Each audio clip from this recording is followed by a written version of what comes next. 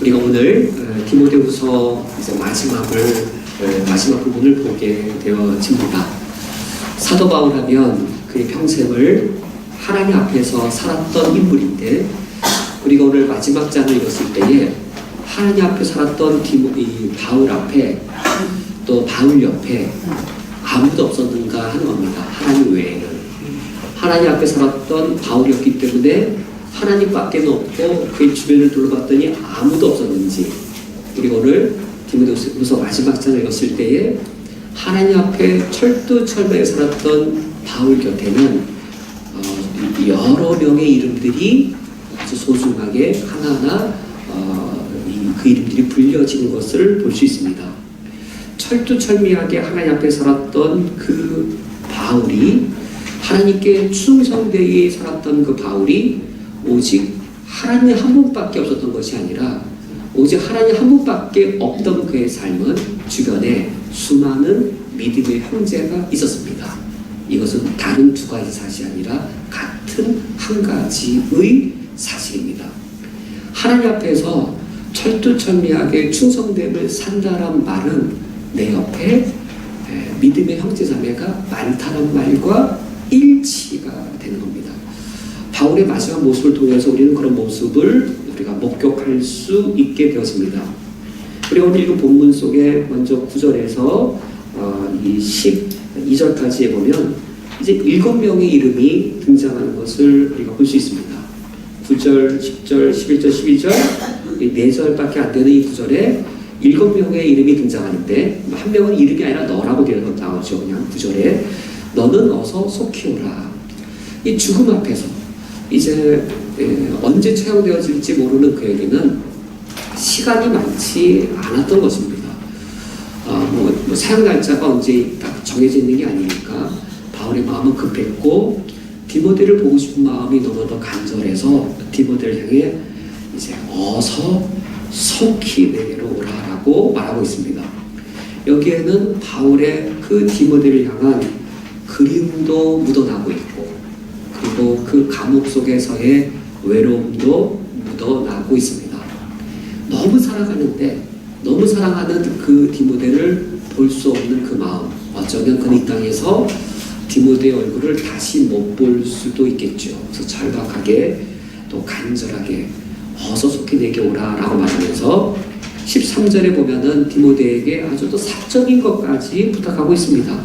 내가 올 때에는 내가 들어와 가보의 집에다가 겉옷을 두고 왔는데 그 겉옷을 가지고 오너라. 로마 감옥에 그 찬 돌로 된 그 찬 로마 감옥에 그가 이제 있는 것이죠. 바울에게 과연 이삿짐이 있었을까요? 떠돌이 생활을 하는 바울, 아마 이 옷은 저 집에, 저 옷은 이쪽 집에, 아마 옷들이 흩어져 있었을 것 같아요. 근데 바울에게 몇 번 없었던 옷 중에 두꺼운 옷을 들어와 있는 가보의 집에 두고 떠났는데, 지금 그 두꺼운 옷이 매우 필요한 상황이었습니다. 마침 디모데가 오는 길, 아마 그 길 도중에 들어와가 있는가 보지요. 어머니 잠깐 들러서 내 겉옷을 가지고 와라 라고 말하고, 또 책은 가죽 종이에 쓴 것을 가지고 오라 라고 매우 사적인 것을 디모데에게 부탁하고 있습니다. 이 사적인 이 부탁에서 묻어나는 게 있죠. 로마 감옥의 형편입니다. 겉옷이 없어서 추위에 떨고 있고, 또 그가 읽을 책이 없는, 이제 바울이 디모데에서 편지들을 많이 썼을 텐데 읽을 책이 없는 그런 형편을 우리가 엿볼 수 있습니다. 이렇게 누군가를 그리워하면서 이 디모데를 바라보면서 디모데에게 어서 오라라고 말한 이후에 두 번째로 떠오르는 인물은 10절에 그를 배반했던 인물이었습니다. 디모데후서니까 당연히 디모데가 제일 먼저 떠올랐겠죠. 디모데 다음에는 누가 떠올랐을까요? 더욱이 죽음을 눈앞에 두고 있던 바울에게, 그 바울에게 두 번째, 디모데 다음으로 떠올랐던 두 번째 인물은 그를 배반한 데마였습니다. 10절에 데마는 이 세상을 사랑하여 나를 버리고 데살로니가로 갔다라고 바울이 매우 가슴 아프게 그 이름을 떠올리고 있습니다. 자신이 죽어가면서 사형 판결을 기다리고 있으면서 그 마음에 너무나도 안타까운 그 인물, 데마라는 인물인데, 우리가 데마라는 인물을 알기가 힘들죠. 데마라는 언급이 성경에 많지 않기 때문인데, 디모데후서 외에 두 번 더 데마가 언급되어 있습니다. 둘 다 옥중서신에 등장하고 있습니다. 바울이 로마 감옥에 2차례 이상 갇혔는데, 지금 디모데후서는 마지막으로 로마 감옥에 갇혀 있는 것이고, 그 전에 로마 감옥에 갇혀서 옥중서신을 썼습니다. 에베소서, 빌립보서, 골로새서, 빌레몬서라고 하는 이 옥중서신을 로마 감옥에서 썼습니다. 근데 이 골로새서를 마치면서 또 빌레몬서를 마치면서 거기에 데마의 이름이 나옵니다. 1페이지에 거기 아래에 보면 골로새서 4장 14절에 사랑을 받는 의사 누가와 또 데마가 너희에게 문안하느니라. 그러니까 지금 여기 그 골로새서를 사도 바울이 로마 감옥에서 쓸 때 그 옆에 누가 있었냐면 누가가 있었고 데마도 더불어 있어서 바울이 골로새 교회에 이 편지를 보내면서 내가 편지를 보내는데 너희들도 알고 있는 누가와 데마도 같이 안부를 전해달라고 말을 한다라고 말하고 있는 것이 나오고, 또 빌레몬서에도 24절에 나 또한 나의 동역자 마가와 아리스다고와 데마 누가가 문안하니라 라고 말할 때에 여기에 데마도 또 언급되어져 있는데, 데마는 나의 동역자라고 말하는 것에 이름이 이렇게 포함되어 있습니다. 동역자 명단에 있습니다. 어느 정도로 가까운 동역자였냐면 바울이 로마 감옥에 갇혔을 때 그 옆에서 함께 했던, 시중을 들거나 여러 가지 일들을 도와주었던 인물이 데마였습니다. 여기 로마라고 하는 것이 우리가 가까운 분이 내가 부산 사는데 서울 구치소에 있어서 부산에서 서울 간 정도, 그 정도 가는 거 아니잖아요. 이게 로마잖아요. 데마가 로마 사람이 아니잖아요. 로마인이. 그러니까 먼 지역에 살았을 텐데 지금과 같이 교통이 발달한 것도 아니잖아요. 그러니까 이 데마가 바울이 로마 감옥에 갇혀 있을 때 그 먼 길을 가서 또 이 감옥 생활을 하고 있는 바울 옆에서 동역자 역할을 했다는 것은 그만큼 친밀성이 많았던 것이죠. 그래서 이 데마는 바울의 초창기 사역의 동역자였음을 알 수 있습니다.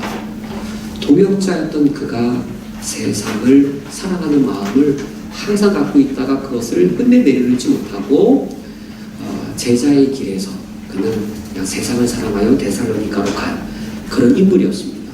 바울은 이 데마의 이름을 잊을 수가 없었습니다.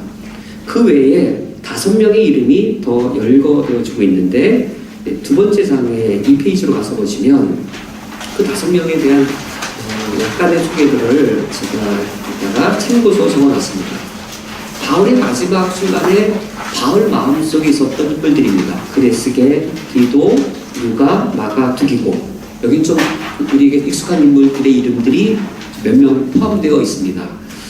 그레스게는 사실 여기밖에 등장하지 않아서 우리가 알 수 없는 인물인데, 이 디모데후서 본문에 따르면 바울이 디모데를 갈라디아로 보냅니다. 갈라디아로 파송한 것이죠.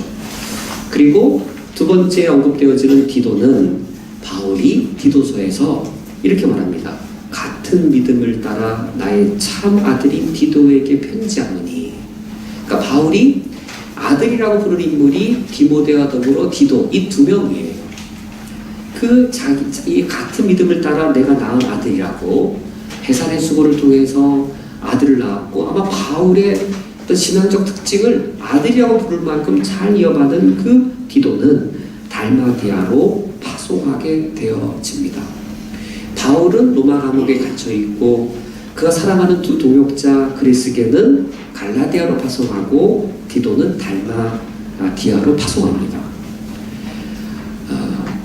우리가 복음사를 감당하다 보면 하나님께서는 여기에 등장하는 대마를 뺀 6명, 바울까지 포함한 7명을 한 교회에다가 모아놓으시면 얼마나 좋을까요? 근데 하나님은 그렇게 안 하시더라고요. 다 흩으시더라고요. 흩어져서 사역하게 하시더라고요. 다 모이면 얼마나 좋겠어요? 다 모이면 그 교회는 되게 아주 강력한 교회가 될 것 같아요. 바울이 담임 목사님하고 뭐 그리스계가 유치부, 디도가 뭐 중등부 이렇게 디모데가 청년부 이렇게 맡으면 얼마나 강력하고 아름다운 교회가 되겠어요. 근데 하나님은 그렇게 안 하시고 모여서 서로 위로받고 격려받는 일도 하게 하시지만 하나님의 그 참된 복음과 의미를 갖고 있는 종들은 다 흩어서 다 파송케 하시는 거죠. 항상 보고 싶고 또 만나면 행복하지만 사역은 이렇게 흩어서 하게 하시는 겁니다. 그런데도 바울에게는 세 번째 인물, 누가만 나와 함께 있느니라 라고 말하잖아요. 누가만 나와 함께 하느니라. 그런데도 한 인물, 누가는 지금 이 바울 곁에 있습니다. 근데 누가가 아까 대마 언급할 때, 골로새서 읽을 때, 빌레몬서 읽을 때 누가도 언급되었어요. 기억나세요? 방금 전이었는데 거기 1페이지에 골로새서 4장 14절에 사랑받는 사 누가와 또 대마가 너희에게 문안하느니라. 빌레몬서에서도 또 대마와 누가가 문안하느니라 라고 말해서 이렇게 사도 바울이 1차로 로마 감옥에 갇혀 있을 그때에도 항상 누가는 빌레몬서를 쓸 때에도 그리고 골로새서를 쓸 때에도 그 옆에 있었고 지금 디모데후서를 쓸 때에도 바울이 말합니다. 누가만 나와 함께 있느니라 라고 해서 어떤 느낌이 들어요? 누가는 바울하고 진짜 거의 동행을 한 사람이라는 걸 알 수 있습니다. 1차 때 로마 감옥일 때도 동행을 하고 지금 뭐 한 세월 매우 먼 세월이 흘러서 이제 바울이 마지막으로 로마 감옥에 갇히고 이제 이후에는 잠시 풀려났다가 순교당한 것으로 추측이 되어지는데 그 순간까지도 이제 누가가 그 곁을 지키고 있습니다. 누가는 언제부터 바울과 동행하게 되었냐면 사도행전 때부터입니다. 사도행전에 사도 바울이 1차 전도여행부터 3차 전도여행을 하는데 2차 전도여행 때 바울이 누가와 더불어 함께 전도여행을 갑니다. 누가복음을 읽다 보면 어느 순간부터 주어가 우리라고 나와요. 우리가 우리가라고 말하면 그 우리는 누구일까요? 사도행전을 쓴 저자와 바울이겠죠. 바울 이야기를 하면서 우리가라고 말을 해요. 그럼 당연히 바울이 한 건데 우리가라고 말한 거는 그때 우리는 사도행전의 저자와 바울을 가리켜서 우리라고 말하는 거거든요. 그래서 위 섹션이라고 표현되어지는 게 어느 순간부터 나오고 그 전까지는 우리가가 안 나오고 바울이 뭐 베드로가 뭐 이렇게 되어져요. 근데 사도행전을 누가 썼죠? 누가가 썼어요. 누가복음을 누가가 썼고요. 사도행전을 누가가 썼어요. 두 성경을 합치면 거의 60장 가까이예요. 누가복음도 거의 30장에 가깝고 사도행전도 거의 30장에 가까워서 합치면 60장쯤 되어요. 그러므로 사도 바울 다음으로 신약 성경을 가장 많이 쓴 사람이 누가예요. 제일 많이 썼어요. 누가가 그만큼 신약 성경에 지대한 공헌을 한 인물이었습니다.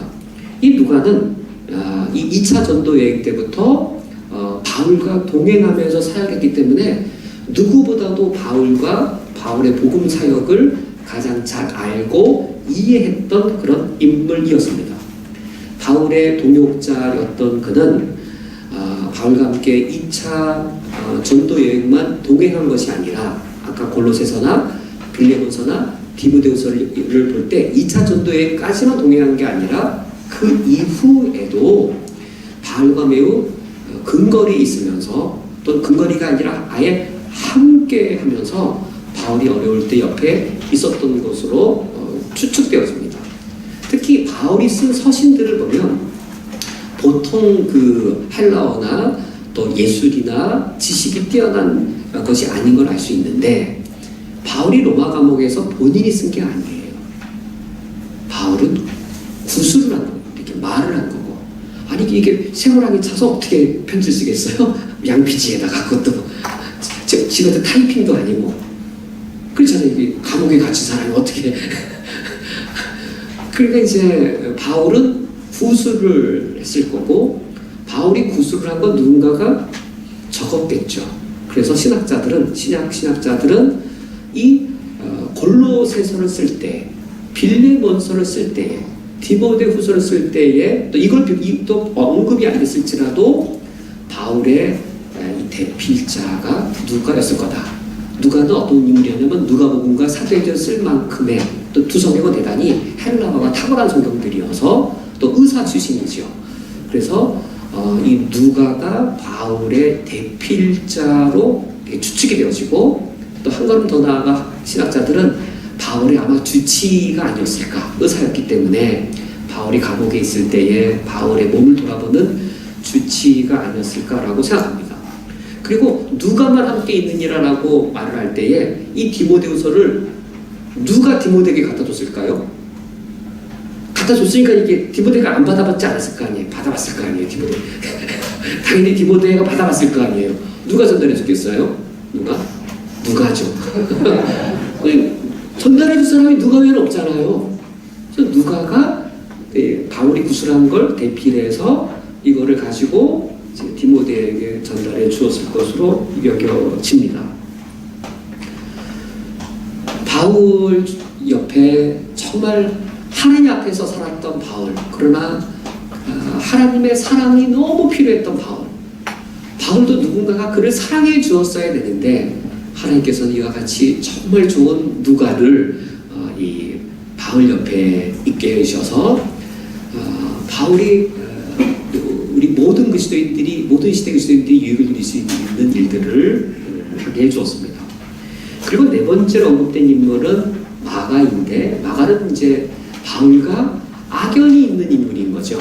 악연. 사도행전을 봤을 때는 이제 바울하고 마가는 아주 그냥 등 돌리고 안 볼 얼굴도 안 볼 관계로 보이죠. 이 마가는 이 바나바의 조카였습니다. 그래서 이제 1차 전도 여행을 갈 때 마가를 데리고 갑니다. 근데 마가가 너무 힘들어갖고 원래 도망쳐요. 말도 안 하고 도망쳐요. 바울이 너무 화가 난 거예요. 저런 인물이 다 있나. 그리고 이제 2차 전도 여행을 갈 때에 이제 바나바는 자기 조카 마가를 다시 데리고 가자라고 하고 바울은 이제 못 데리고 가겠다라고 해서 바울과 바나바가 마가 때문에 대판 싸우고 서로 갈 길을 서로 따로 가게 됐습니다. 그런 인물이 마가였어요. 그래서 이 사도행전까지 기록을 놓고 보면 마가는 정말로 이렇게 좀 실패한 인물처럼 보이게 되어지는데 우리 복음서 중에 두 번째 복음서가 마가복음이잖아요. 그 사도행전에 그렇게 좀 선교지 갔다가 선교지 도무지 못 견뎌서 도망쳤던 그 인물이 마가복음을 쓴 거 보면 이거 어떻게 마가복음을 썼지? 그런데 이제 그 신약 성경을 읽어볼 때에 바울에게 누가가 있었듯이 사도 베드로에게는 마가가 있었습니다. 한번 마가복음을 읽어보시면요, 마가복음에 베드로가 되게 많이 부각되어 있습니다. 그래서 이 마가는 물론 혈육으로는 바나바의 조카지만 사역에 있어서는 이 베드로의 대필자가 마가였을 것으로 많이 추론이 되어집니다. 근데 베드로는 어디 있었냐면 로마가 근거지였어요. 이제 예루살렘을 떠나 로마에 가 있었는데 그 이 마가에 대한 설명을 한번 보시면 이 베드로전서 5장 13절에 보면 베드로와 함께 마가가 로마에 있었습니다. 그러니까 베드로와 마가의 관계에서 그런 관계였던 거죠. 그래서 지금 로마 감옥에 갇혀 있는 거예요, 베드로가요. 마가는 어떤 이 베드로를 같이 도우면서 이 베드로의 대필자 역할도 감당하던 그런 인물이었는데, 그러니까 로마에 대한 지식이 상당히 많았을 것으로 추론이 되어지는데, 이 마가가 이제 어디에 있냐면 가까이 이 바울 가까이에 있습니다. 지금 바울이 그렇게 말합니다. 디모데에게 네가 올 때에 마가를 데리고 와라. 그가 나에게 유익하니라. 그래서 마가가 살아났어요. 사도행전에서 보면은 마가와 바울은 서로 보지 않을 것 같은데, 바울이 그 죽음을 앞두고 있을 때에 마가를, 디모데야 네가 올 때에 마가를 데리고 오너라. 마가가 나에게 상당히 유익한 인물이다.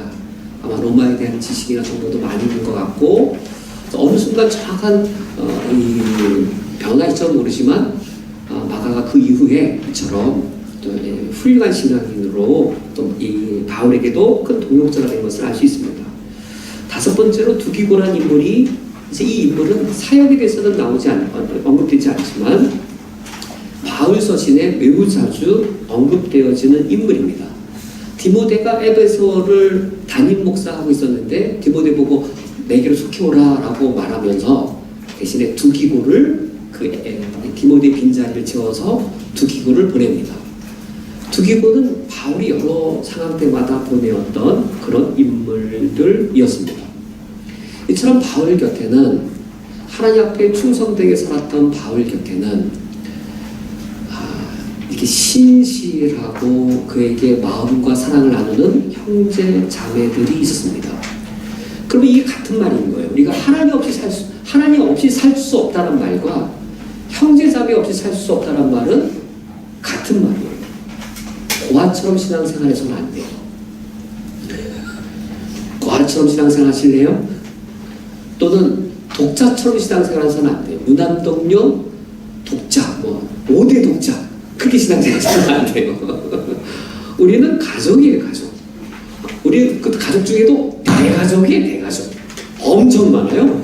그래서 그렇지 않으면 못 견뎌요. 못 이겨내요. 못 감당해내요. 어떤 삶이요? 복음과 함께 고난 감당한 삶 못 감당해요. 하나님 앞에서 충성된 삶을 살려면 우리가 대가족을 이루고 살아야 됩니다. 그 다음 장의 3페이지에 복음 전파는 영적 전쟁의 최전방이다라고 제가 소제목을 달아놨는데, 정말 바울은 좀 신앙생활에 후방도 있어도 되잖아요. 후방.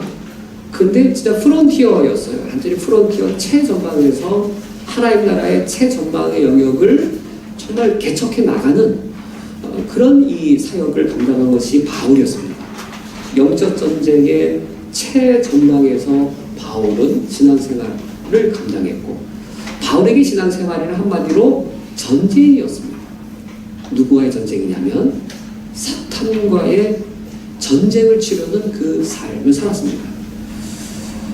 전쟁은 벌어지는데 이런 사람이 있대요. 어떤 사람은 자진 휴가 받아서 후방에서 놀고 있는 사람이 있대요. 전쟁터인데 그런 사람이 있고, 바울은 특공대처럼 최전방에 나가서 전쟁으로서의 신앙생활을 했던 거죠. 전쟁은 터졌는데 그 후방에서 보급품, 건빵도 꺼내먹고 통전도 꺼내먹고, 그래서 안전하게 지내는 그런 보급품 부대에서 편안하게 지내는 그런 분위기 아니라, 바울은 영적 전쟁의 최전방에서 사탄과 직면하는 그런 신앙생활을 했습니다. 근데 매력적이지 않아요?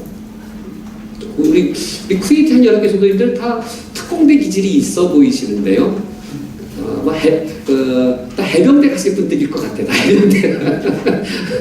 UDT 이런 쪽에. 저는 방위에다가 PX 방위 출신이긴 하지만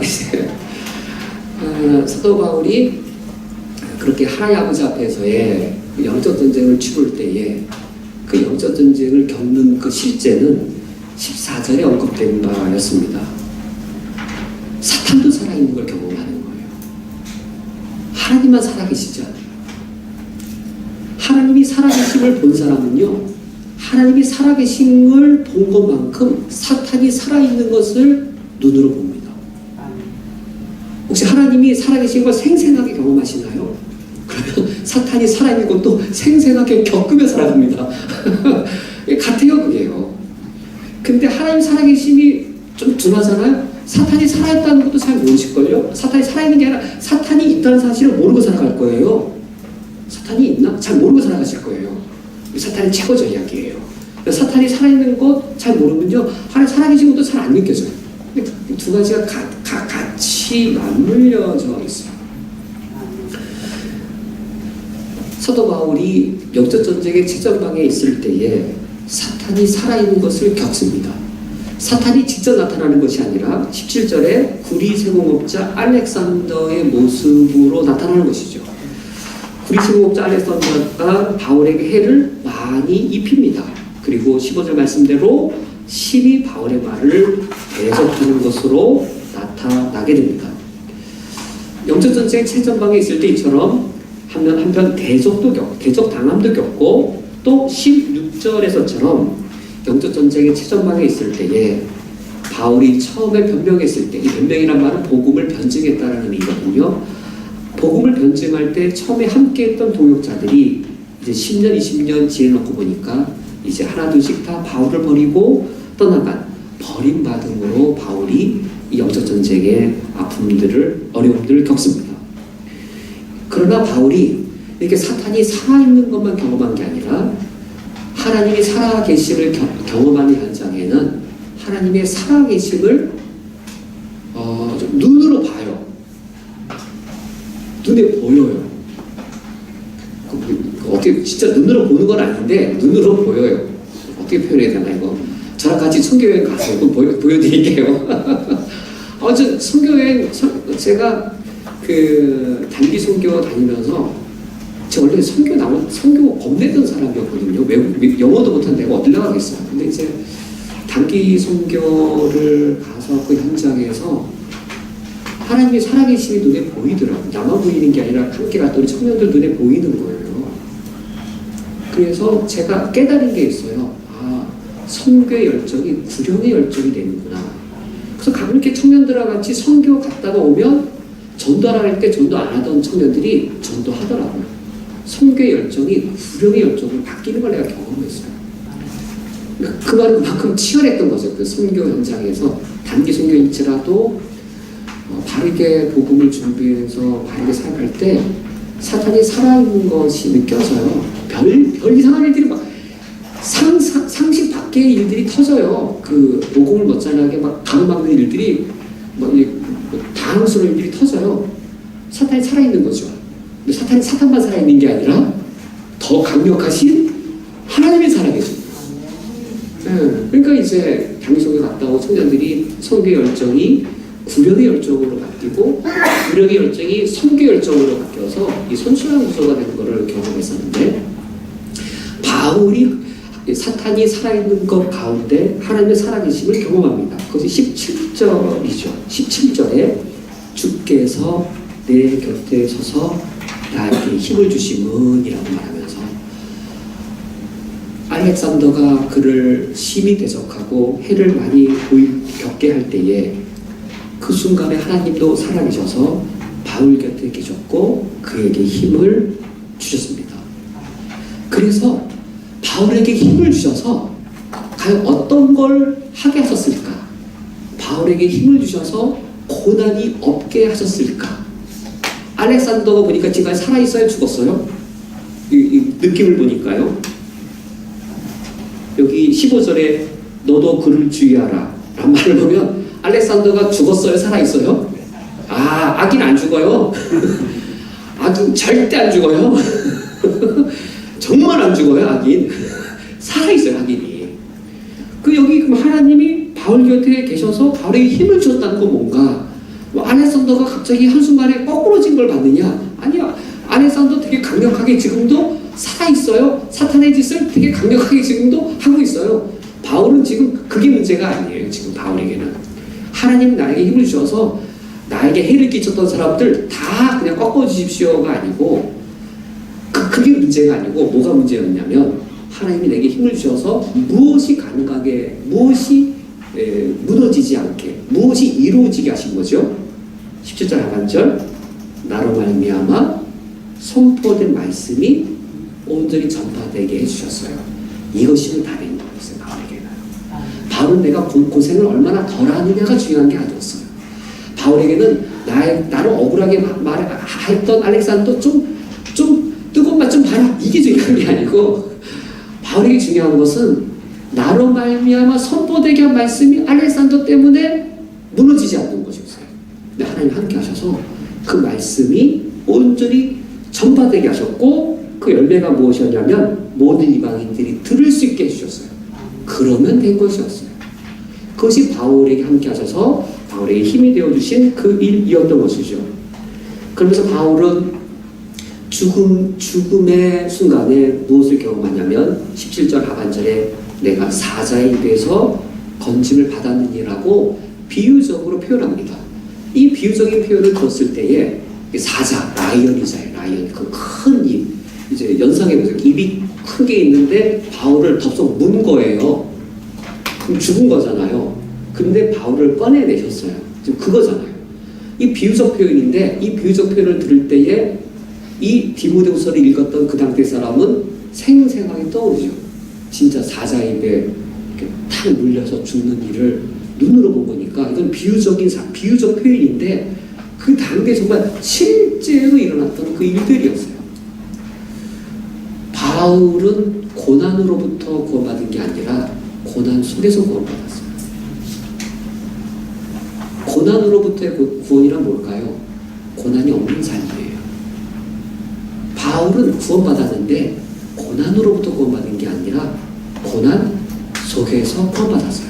사자가 아예 입을 못 문 게 아니고 물은 거예요. 물었어요. 이렇게.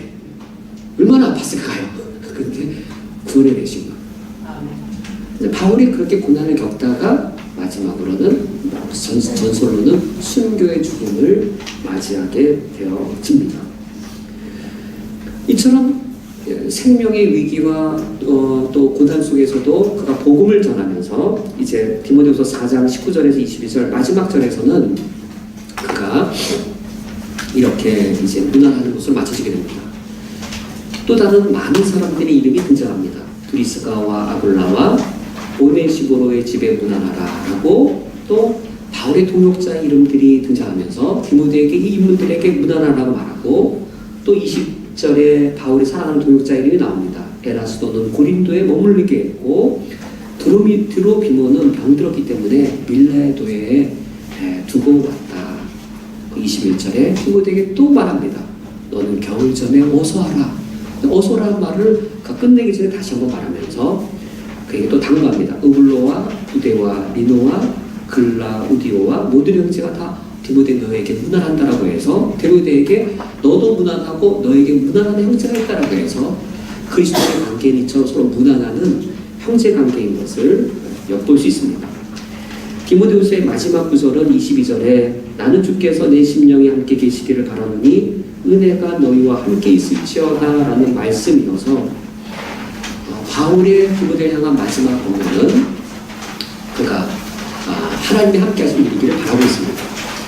이런 인생을 살았던 바울이었는데 제가 오늘 결론의 말씀은 6절, 7절, 8절로 디모데후서 전체를 결론 짓고자 뒤로 빼놓은 이유는 논리적 내용으로는 여기가 마지막이기 때문입니다. 바울은 디모데후서를 쓸 때에 유언과 같이 써서 이 자신의 삶의 그 축약된 모습이 나타나는데 6절, 7절, 8절이 바로 그것입니다. 6절은 바울의 현재를, 7절은 바울이 회고하는 그의 과거를, 8절은 그의 죽음 이후 미래를 바라보는 그 구절들입니다.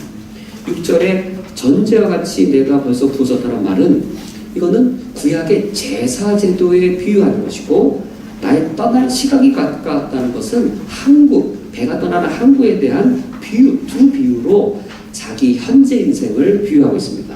7절에 선한 싸움을 싸웠다라고 하는 것은 군사로, 나의 달려갈 길을 마쳤다라고 하는 것은 경주자로, 믿음을 지켰다라고 하는 것은 이 동사를 볼 때 파수꾼으로 자기의 지내온 과거의 삶을 비유적으로 표현하고 있고 마지막 8절에서는 의의 면류관, 의의 재판관이라고 하는 그 어구가 나타나서 지금 바울이 재판받고 죄인으로 판명되어 사형당하는 그거와 대비되어서 마지막 자기 인생을 내 인생의 평가는 이 세상의 로마 법정이 아니라 하늘나라 하나님의 법정에서 내 인생의 평가될 것을 마지막으로 언급하는 것으로 끝나고 있습니다. 이것들을 간략하게 요약해 볼 때에 한 가지 잠깐씩 볼 때에 먼저 현재의 삶입니다. 바울은 자기 현재의 삶을 구약 시대의 제사로 첫 번째로 비유하고 있습니다. 여기 전제와 같이 내가 벌써 부어지고란 말은 구약 시대에 양을 잡고 소를 잡고 또 피를 뿌리고 여러 가지 과정들이 있잖아요. 이런 제사 과정의 마지막 과정이 무엇이었냐면 여기 전제는 포도주예요. 제물에 포도주를 부으면 제사가 끝나가는 무렵입니다. 제사가 매듭지어지는 그거예요. 그러므로 바울은 자신의 삶 자체를 그가 태어나서 죽는 이 삶의 과정 자체를 무엇에 비유하고 있는 것인가요? 제사가 시작되어서 제사 시작되려면 이제 양이나 소를 잡는 걸로 시작되는 것이죠. 그래서 뭐 이게 피를 받고 뿌리고 뭐 여러 가지 과정. 바울은 자기의 삶 자체가 제사를 드리는 과정으로 여긴 것이었어요. 바울의 인생관이에요. 그래서 바울은 로마서 12장에서 그러므로 너희 몸을 거룩한 산 제사로 드리라고. 그냥 단순히 표현이 아니라 바울은 자신의 내 삶은 어떤 삶인가에 대한 인생관 자체가 그런 인생관이었어요. 내 몸은 구원받고 난 이후에 내 몸은 제물인 거예요. 하나님을 기쁘시게 드린 제물로 불태워져 버리고 잿가루가 되어질. 번제는 드리고 나면 잿밖에 안 남잖아요. 구원받은 이후에 내 삶은 하나님을 기쁘시게 드리기 위해 다 불타면 아무것도 남지 않는 잿가루인데 그 제사를 집행하는 제사장도 내 자신인 거예요. 내가 제사장이 되어서 내 몸을 거룩한 제물로 불태워드리는 제사로 생각하고 있었는데 자신의 죽음을 이제 그 제사가 맞춰지는 것으로 비유하고 있습니다. 이처럼 바울에게서의 죽음이란 하나는 맞춰지고 또 하나는 죽음은 바울에게 맞춰져서 끝나는 게 아니었어요. 죽음은 제사장 이 땅의 삶이 맞춰지면 죽음으로 모든 게 끝나는 게 아니라 항구의 비유로 말하고 있습니다. 나의 떠날 시각이 가까웠다라고 말해서 바울에게 죽음이란 하나님께 제사 드리는 것으로서의 제사는 종결되어지고 그러면서 종결과 종결 시점이 시작 시점이에요. 여기 떠나다라는 그 말은 이 항구에 이제 닻을 내리죠. 그리고 출발할 때에는 그 닻을 끊습니다. 그래서 떠납니다. 그 어구예요. 배가 떠나는 그 어구예요. 어디를 향해 떠날까요? 바다 건너 새로운 항구를 향해 떠나가는 거예요. 바울에게서의 죽음은 그것이었어요. 바울에게서 죽음은 끝이거나 끝나버리는 게 아니었습니다. 바울에게서의 죽음은 새로운 항구를 향해 그가 출발하는 것이었습니다.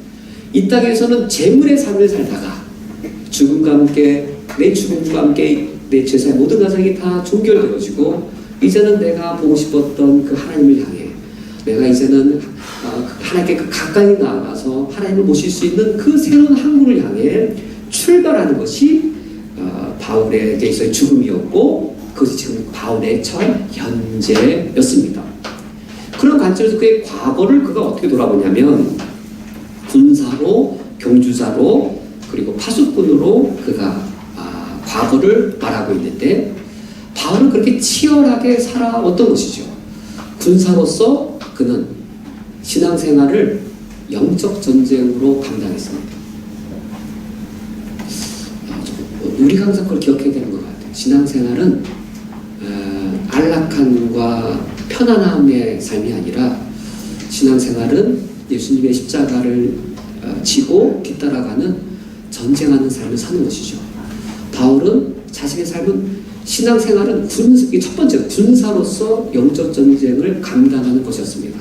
사탄과 이 세상과 세상 정신과 싸우는 그런 군사의 삶을 사는 것이었고 두 번째는 그가 이제 군사는 어떤 사탄이라고 싸울 대상에서 전쟁하는 것이라면 이제 두 번째 비유는 이제 트랙을 뛰는 달리기 선수로 비유합니다.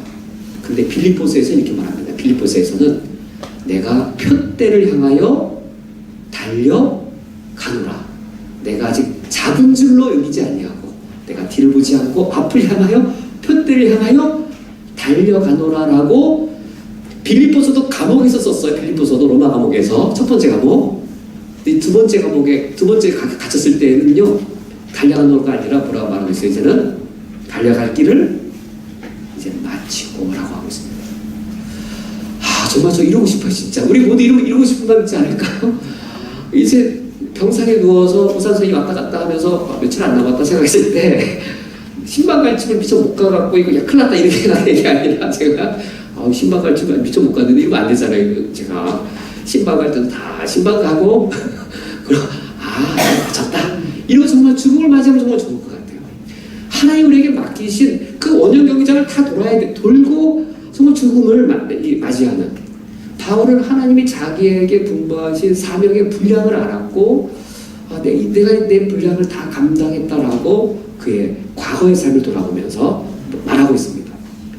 마지막에 그의 삶은 믿음을 지켰으니라고 되어 있는데 이 지키다란 말은 이 파수꾼이어서 이제 그 이 보물, 소중한 보배를 지키는 걸 말합니다. 바울이 그가 지키고 싶었던 것은 하나님을 향한 그의 믿음이었습니다. 그는 그를 끝까지 믿어주는 하나님을 그는 배신하고 싶지 않았습니다. 그를 끝까지 믿어주는 하나님을 그도 끝까지 하나님 아버지 앞에 믿음과 신뢰를 지키고 싶었고 자신의 돌에 맞는다고 죽음의 위협이 있다고 해서 하나님 아버지 앞에 믿음을 저버리는 것을 하고 싶지 않았고 하나님을 믿는 그 믿음, 예수 그리스도를 믿는 그 믿음을 내가 지켜야 될 가장 마지막으로 내 목숨은 빼앗길지라도 이 믿음만큼은 그가 지켜낼 보배로 그가 바라고 있었는데 내가 그 하나님 향한 그 믿음을 지켰다라고 말하고 있습니다. 그러면서 그가 마지막으로 그의 미래를 바라보는 것은 재판 상황입니다. 정말로 바울과 같이 이것을 우리가 바라볼 수 있을까 하는 겁니다. 재판 상황이라고 하는 것은 법정에서 내 인생을 평가받는 것이죠. 법정에 서서 정말 사람들이 칭찬받는 그런 평가를 받는 것일까? 바울은 지금 로마 법정에서 죄수로 판결받되 사형죄수로 판결받고 있습니다. 실패한 삶입니다. 사람들 눈에 고생만 하다가 실패한 삶입니다. 결혼도 하지 못했고 아들도 한 명도 없습니다. 그의 인생은 너무 초라하고 너무나도 하찮아 보일 수도 있습니다. 근데 그가 바라보는 게 있습니다. 내가 어떻게 살았는지는 로마 법정에서 판결하는 게 아니고 하나님 앞에 섰을 때 하나님의 법정에서 하나님이 정말로 나를 평가하시는데 그 하나님은 의로우신 재판장이신데 내가 지금 죄인으로 내가 사형당하지만 의로우신 하나님이 나를 의롭다고 여겨서 의의 면류관을 그날 내게 주신 것이다 라고 그가 말하고 있습니다. 정말로 우리가 이것을 바라지만 정말로 가장 바라는 것이 되어서 하나님이 우리 인생 인정해 주는 것을 우리가 최고로 여기며 살아갈 수 있기를 주님의 이름으로 축원드립니다.